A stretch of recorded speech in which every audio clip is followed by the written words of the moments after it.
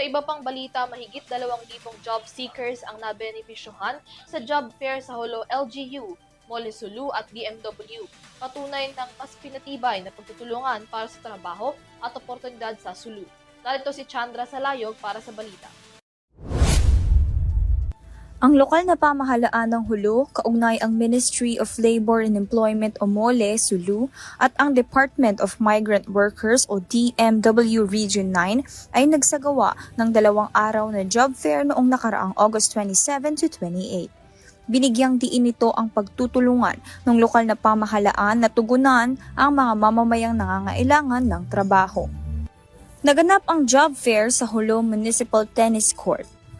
Natipon ng job fair na ito ang 23 employment agencies na nakapag-ugnay ng 2,246 na naghahanap ng trabaho sa mga oportunidad na panlokal at maging overseas. Halos 50 naman na aplikante ang natanggap on the spot at ang iba pang aplikante ay sasailalim pa sa karagdagang pagsusuri. Ang Supervising Labor and Employment Officer ng Mole Sulu na si Jemima K. Amin Ilahi ay binagyang diin ang kahalagahan ng pagpapatatag sa local employment linkages.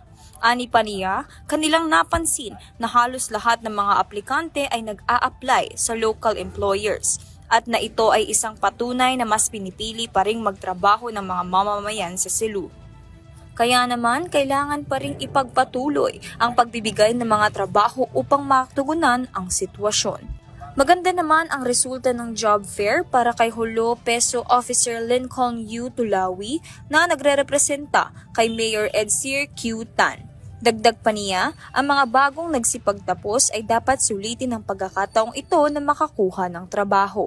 Ang kolaborasyong ito sa pagitan ng Mole Sulu at ng Sulu LGU ay isang refleksyon din ng patuloy na pagtatalaga ng pamahalaan ng Bangsamoro sa Sulu sa kabila ng paglipat ng probinsya mula sa Bangsamoro Autonomous Region in Muslim Mindanao o BARMM patungo sa Region 9.